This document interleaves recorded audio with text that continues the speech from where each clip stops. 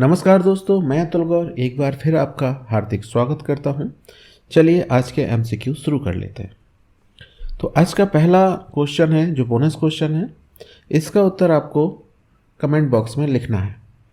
Question है सीसा है एक। सीसा क्या है? शुद्ध ठोस पदार्थ, अतिशीतित द्रव, जेल या बहुलक। एएसएससी में आया था 2011 में क्वेश्चन। तो इसका क्वेश्चन का यदि आंसर आपको आता है तो कमेंट बॉक्स में ज़रूर लिखें। नेक्स्ट, ध्वनि प्रदूषण एवं ध्वनि प्रबलता का मापन किस में किया जाता है? ठीक है, चाहे ध्वनि प्रदूषण हो या ध्वनि प्रबलता, तो ये जो है वो डेसीबेल में मापी जाती है। आंसर है डेसीबेल।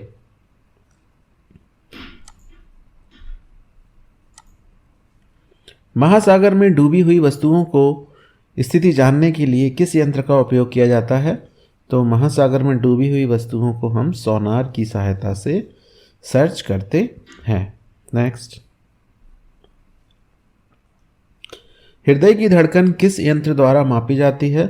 तो जो हृदय की धड़कन नापी जाती है उसको हम स्टेथोस्कोप कहते हैं, जिसको गांव में आम भाषा में हम लोग आला कहते हैं। डॉक्टर जो आला यूज करता है उसको स्टेथोस्कोप कहते हैं। एक लीप वर्ष में कितने दिन होते हैं? वैसे तो नॉर्मली जो 3 साल पड़ती है उसमें 365 दिन होते हैं, लेकिन जो लीप वर्ष होता है उसमें एक दिन ज़्यादा होता है तो उसको 366, तो उसमें 366 दिन होते हैं। इसमें फरवरी जो होती है वो 29 डेज की होती है। नेक्स्ट, यांत्रिक ऊर्जा का मान किसके बराबर होता है? देखिए, जो यांत्रिक ऊर्जा होती है वो आपकी गतिज ऊर्जा प्लस स्थितिज ऊर्जा के बराबर होती है। इन दोनों का जो योग होता है वो यांत्रिक ऊर्जा के बराबर होता है। नेक्स्ट, चेचक के टीके की खोज किसने की थी? तो जो चेचक के टीके की खोज की थी वो थे वैज्ञानिक एडवर्ड जेनर। चेचक पहले एक बड़ी महामारी हुआ करती थी, इन्होंने इस टीके की खोज की थी। वैज्ञानिक का नाम है एडवर्ड जेनर। द्रव्य की चौथी अवस्था होती है, तो द्रव्य की जो चौथी अवस्था होती है वो प्लाज्मा होती है। 3 अवस्था तो सभी को पता होंगी, ठोस, द्रव और गैस। पारा किस तापमान पर जमता है? देखिए, पारा जो सामान्य तापमान पर लिक्विड रहता है, जबकि एक क्या होती है, धातु होती है।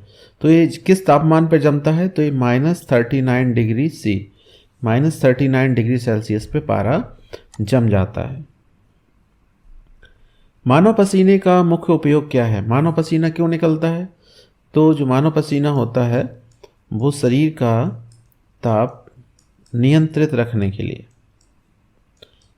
शरीर को ठंडा बनाए रखने के लिए, शरीर के तापमान को नियंत्रित रखने के लिए पसीना निकलता है।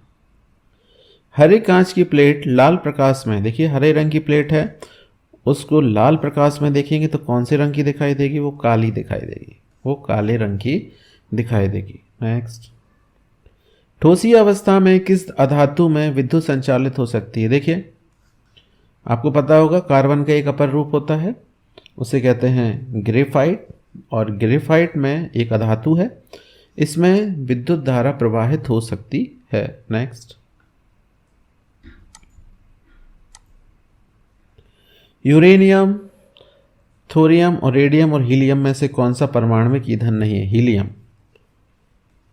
हीलियम जो है वो परमाणविक ईंधन नहीं होता है, जबकि यूरेनियम, थोरियम और रेडियम ये तीनों ही परमाणविक ईंधन हैं।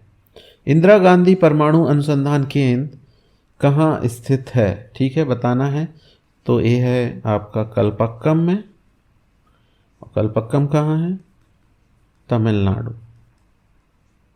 ठीक है, कलपक्कम तमिलनाडु। भारत के किन्हीं 2 युद्धक टैंकों के नाम लिखो। चलिए, एक भीष्म लिख लेते हैं,